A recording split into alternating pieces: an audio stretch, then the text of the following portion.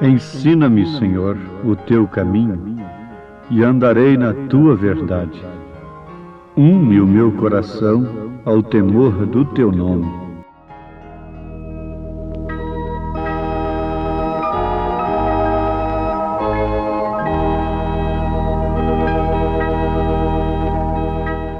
Ensina-me, Senhor, o teu caminho, e andarei na tua verdade. Une o meu coração ao temor do teu nome. Salmo 86, versículo 11. Ouvintes, vamos lembrar juntos do grande momento em que estamos vivendo. Bom é que pudéssemos lembrar do grande momento que outros viveram no passado. Momentos decisivos de suas vidas, como no caso dos dias de Noé. Eles não sabiam, com toda a civilização que tinham, o momento, o tempo em que eles estavam vivendo.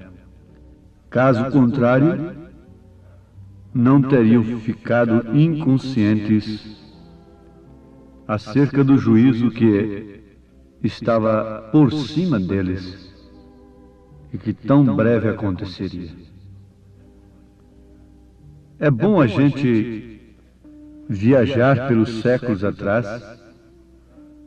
e procurar viver entre aquela gente que, pela história, nós sabemos, não soube aproveitar a sua oportunidade. Porque isto nos advertiria, nos adverte, nos chama atenção, porque tudo isto foi para exemplo nosso, diz a Bíblia Sagrada. Jesus disse que ele viria como um ladrão à noite. Isto quer dizer que ele viria justamente quando as pessoas estivessem totalmente inconscientes de sua vinda. Mas devemos lembrar mais uma vez que lá haviam 5 virgens prudentes que tinham azeite em suas lâmpadas e estavam prontas. É certo que a mensagem da vinda do Senhor é para os crentes, para aqueles que estão aguardando o sinal. A Bíblia diz que Deus não faz coisa alguma antes de avisar os seus servos, os profetas. Então, esta mensagem é para aqueles que estão aguardando a sua vinda, o sinal de sua segunda vinda. Não é para aqueles que estão apoiados em suas tradições. Eles se encontram realizados e não precisam de tal mensagem, de tal sinal. Os sinais dados pelo Senhor é dado somente para os crentes. Isto é certo e ninguém pode contestar. Os incrédulos nunca veem isto. Eles passam por cima disto e eles não veem o sinal de Deus.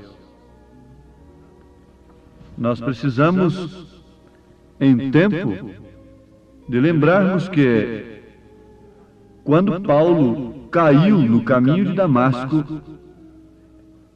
muitos deles puderam ouvir a voz, naturalmente, ou verem que Paulo havia caído, mas não viram o que Paulo tinha visto. Por isso que nós precisamos agora voltarmos atrás àqueles acontecimentos. Eles não viram o que Paulo tinha visto. Aquela luz estava lá quando João Batista se colocou de pé diante da multidão e milhares lá na margem, inclusive o clérigo, inclusive os sábios, os líderes religiosos estavam lá, grandes homens. E João disse, ele mesmo, ele era testemunha de ter visto o Espírito de Deus descendo como uma pomba e vindo sobre ele, e uma voz dizendo, este é o meu Filho amado em quem me comprazo. Agora notemos que ninguém viu isto a não ser João. Isto era somente para ele, mas para ninguém. O sinal lá no Egito, quando o sangue deveria ser exposto nos umbrais da porta, aquilo não valia nada para o egípcio. E naturalmente zombava daquilo. Veja, esse povo está ficando louco, matando ovelhas, cordeiros e passando sangue nos umbrais das portas. Que loucura é esta? Eles não podiam saber o que era aquilo. Eles não podiam compreender aquilo. Mas somente o israelita sabia o que aquilo significava. Vejam só, para os egípcios, o sangue nos umbrais da porta não valia nada. Não tinha nenhum valor. Mas para um israelita fiel e obediente, aquilo significava salvação. Nós temos outro exemplo também, quando aquela grande cidade, Jericó, deveria ser destruída pelo poder de Deus em favor de Israel. Então aqueles vigias foram acolhidos por aquela meretriz Raabe. E o que aconteceu? Eles fizeram um pacto com ela de não destruírem sua casa, mas se ela obedecesse ao que eles pediram a ela para fazer. A condição estava somente nisto, mas ela deveria crer naquilo. O que era aquilo? Uma grande coisa? Uma grande interpretação de um grande teólogo? Não, era apenas um cordãozinho vermelho. Aquilo não significava nada para os soldados de Jericó, para os vigias de Jericó, para o exército de Jericó. Aquilo não significava nada para as damas, para as madames, para os religiosos de Jericó. Mas para Raabe, aquele cordão vermelho significava muita coisa. Ela sabia o tempo em que estava vivendo e conheceu o sinal daquele tempo. Notemos isto. Para aquele povo, um cordão vermelho não valia nada. Ela pôde pendurar aquele cordão vermelho na porta de sua casa e ninguém podia saber do que se tratava. Mas ela sabia. Quando foi dado um sinal, o Filho se manifestou na Virgem Maria. Ninguém sabia de quem era aquele filho, mas ela sabia. Eles podiam colocar suspeitas sobre ela, e com razão. O próprio José, sendo um justo, intentou deixá-la secretamente, para não infamá-la.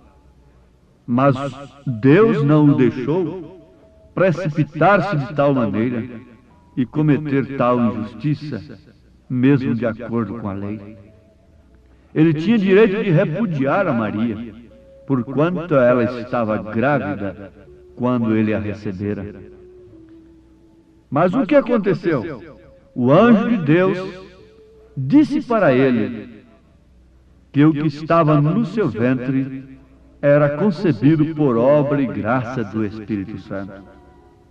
Não importa que a sociedade suspeitasse de Maria. Para começar, ela não tinha nada com a sociedade antes. Por quê? Ela iria ouvir a sociedade depois?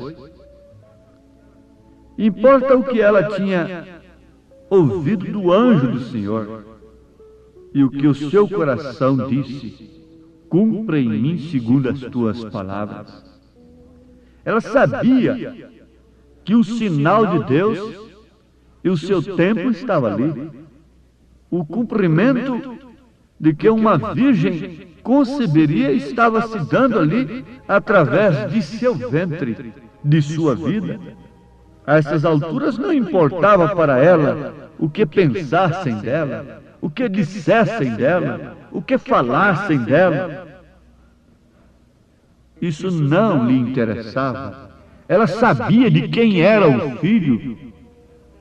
Oh, sim, Noé sabia de quem era a sua mensagem. O ceguinho, ao qual Jesus curou lá em São João, capítulo 9, sabia também. Ele disse: se ele é pecador, eu não sei. Mas uma coisa eu sei, é que eu era cego, mas agora vejo. Ele sabia de quem ele tinha recebido a sua cura. Quem havia aberto os seus olhos. Nós sabemos de quem é a mensagem que temos crido. Não importa que digam que ela é falsa. Não importa que diga que venha de um falso profeta. Importa o que ela tem realizado em minha vida particularmente. Paulo disse: eu sei em quem tenho crido, e estou certo de que ele é poderoso para guardar o meu depósito até aquele dia. Não para guardar os seus pensamentos próprios acerca de Deus, não para guardar uma doutrina humana. Amados, quando o sinal de Deus não é visto no seu devido tempo, aquilo significa maldição para aquele povo que não pode ver o sinal de Deus em seu tempo próprio. Consequentemente, aquele sinal de Deus que não foi visto pelos cegos do dia é salvação para aqueles que viram. É perdição para os que não veem, porém salvação para os que veem. As mesmas águas que afogaram os antediluvianos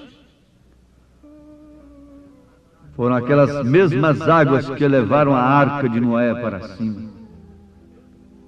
Esse mesmo Espírito Santo que eles julgam ter, simplesmente porque falam línguas, simplesmente porque curam enfermos e qualquer coisa assim, é o que os condenará no dia de juízo. Na verdade, é Ele o que nos salva. Na verdade, é Ele quem nos conduz à vida eterna. Ele é o sinal de Deus. O Espírito Santo é o sinal de Deus. Em cada tempo Ele operou conforme Ele deveria operar. No tempo de Lutero Ele operou simplesmente com salvação pela graça. E aquilo foi o suficiente para que Lutero fosse excomungado e aqueles que crescem em sua mensagem sofressem terrivelmente. Mas o Espírito Santo não ficou parado com aquilo. Aquele foi o sinal para o tempo de Lutero. O sinal para o tempo de Wesley foi a santificação. E no tempo dos pentecostais assim chamados, foram os 12 espirituais.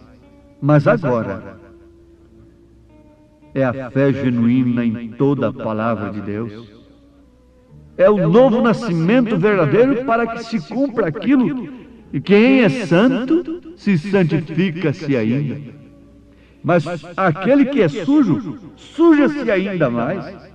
O pecado tornou-se uma coisa social. Tem perdido totalmente a noção do que é pecado. Isto por quê? Porque não têm conhecido o sinal nem tampouco o seu tempo. Aqueles magos conheceram o sinal, o zodíaco, as estrelas, em uma linha perfeita naquela constelação.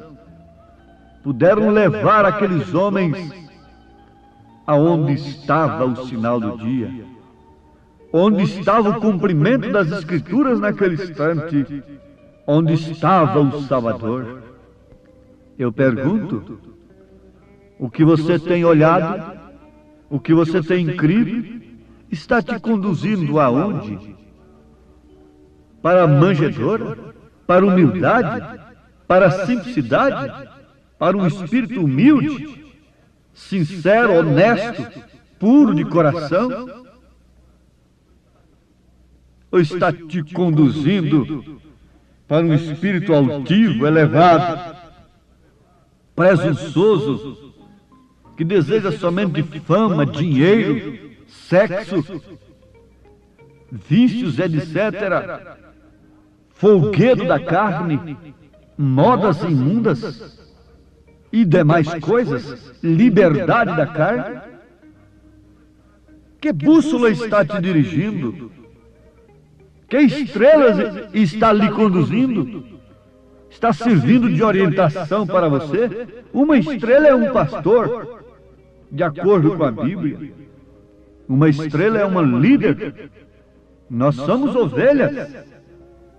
A ovelha não tem liderança própria. Ela sempre precisa de um pastor. Mas Davi falou do verdadeiro pastor. Ele disse: o Senhor é o meu pastor e nada me faltará.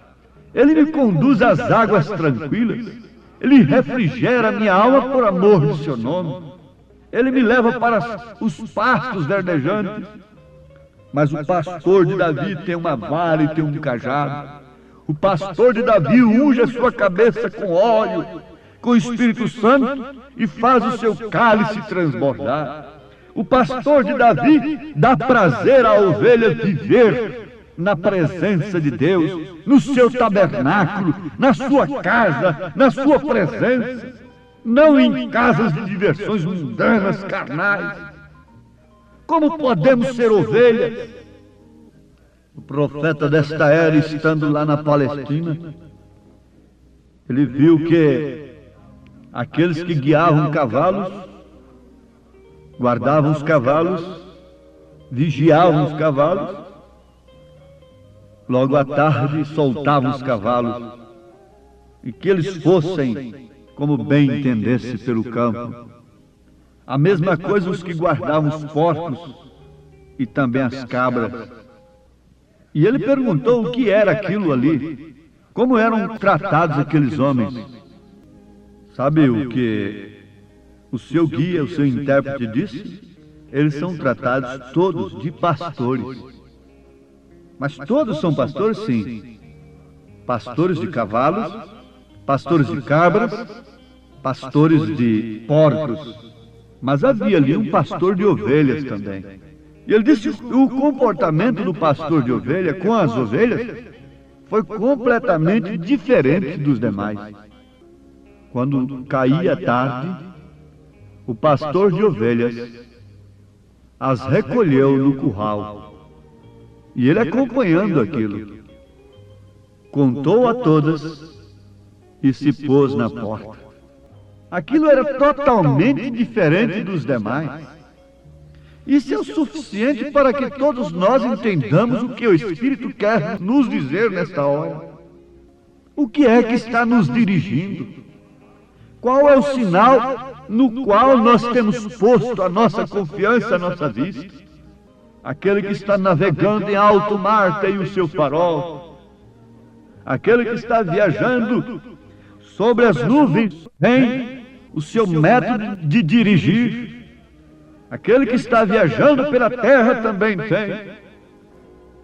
E nós que julgamos que estamos viajando nesta viagem tão séria, tão importante, tão tremenda, tão decisiva, destino eterno, em qual alvo estamos olhando?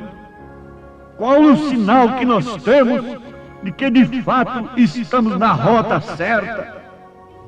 Oh, que o Espírito de Deus possa operar nesse instante e conduzir a cada ouvinte a esse estado glorioso de espírito, e que possa em tempo ter o Espírito Santo como sinal evidente, a palavra revelada, Jesus Cristo como seu alvo, como seu farol.